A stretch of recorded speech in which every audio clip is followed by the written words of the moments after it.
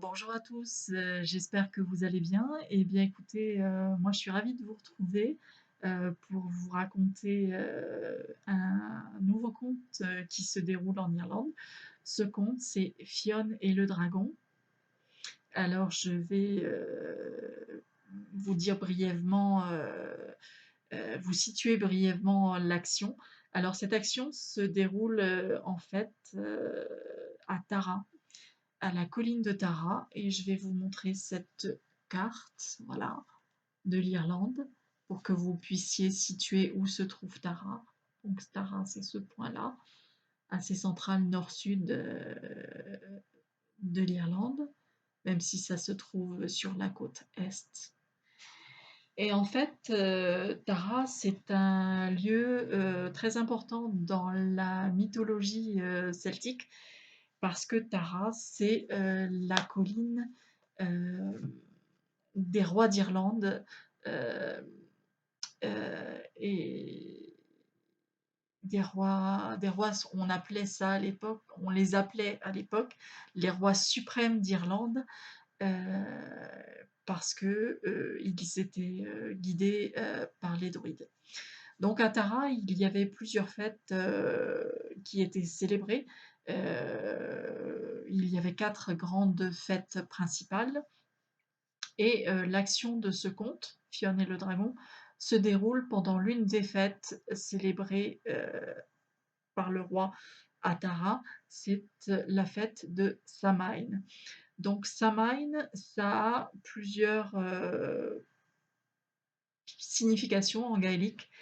Samhain, ça veut tout simplement dire Halloween. Ça veut dire aussi novembre, puisque la période de Samhain était célébrée autour du 31 octobre, 1er novembre, ce qui correspond ici en France à la période de la Toussaint. Et Samhain aussi marque le début de la saison sombre et ça marque aussi, c'est une fête qui marque une transition vers l'autre monde, c'est-à-dire celui des dieux. Donc, ben en fait, c'est quand je me suis posé la question de savoir quel conte j'allais vous raconter aujourd'hui, c'est ce qui m'est arrivé directement et je trouve que ça, il y a un certain parallèle à la situation que nous vivons à l'heure actuelle. Donc, bah, écoutez, on va partir tout de suite dès que je vous retrouve la première illustration de ce conte. Voilà. Donc voici euh, la première illustration de Fionn et le dragon. Et vous le voyez, le roi, qui est ce personnage-ci, organise un grand banquet à l'occasion de la fête de Samhain. Donc, c'était l'histoire de Fionn qui se rend donc à la fête de Samhain donnée par le roi d'Irlande de l'époque. Et il arrive dans le château, il rentre dans le château. Malheureusement, il n'y a plus de place autour de la table. Et les rois n'acceptant pas n'importe qui autour de la table, le roi d'Irlande de l'époque demande à Fionn de décliner son identité, ce que fait volontiers Fionn en se présentant et en disant qu'il est le fils de Cumhall. Et là, le roi est très ému et dit que Fionn est tout à fait le bienvenu autour de sa table, puisque Cumhall était le chef de la garde royale. Et donc le banquet se déroule et puis à un moment au cours du banquet, le roi demande aux guerriers qui sont autour de la table si cette année il y en a un qui est volontaire pour aller combattre le dragon qui sévit depuis plusieurs années au moment de la fête de Samhain. Et là, Grand silence, personne ne bronche.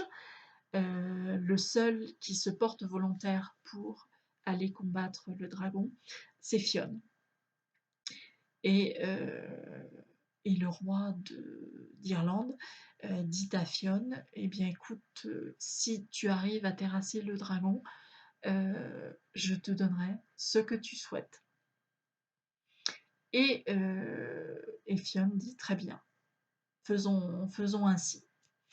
Et donc le banquet s'éternise, et à un moment, Fionn sort, et à un moment, donc Fionn sort pour aller s'occuper du dragon. Et donc, je vais vous montrer le fameux dragon qui tourne autour de la forteresse royale pour s'apprêter à faire quelques dégâts.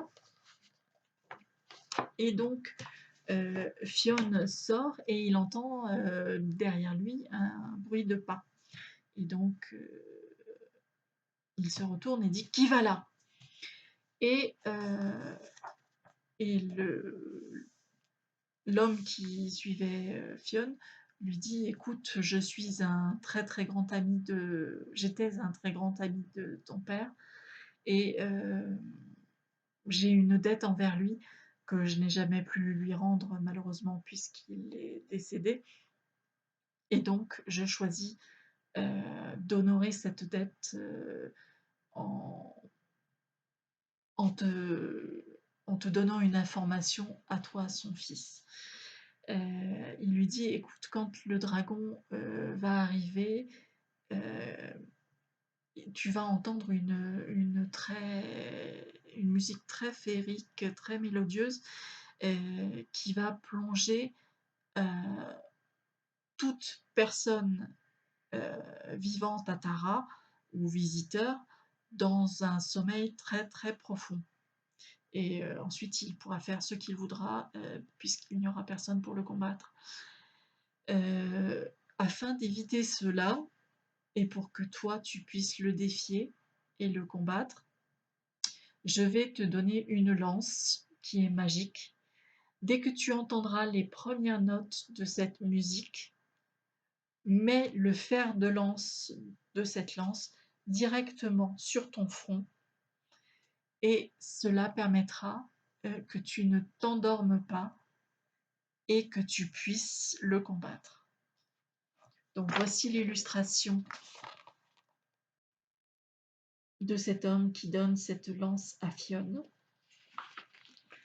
Et donc Fionn reste dehors et la nuit commence à tomber. Et ce qui devait arriver arriva. Le dragon commence à s'approcher. Cette petite musique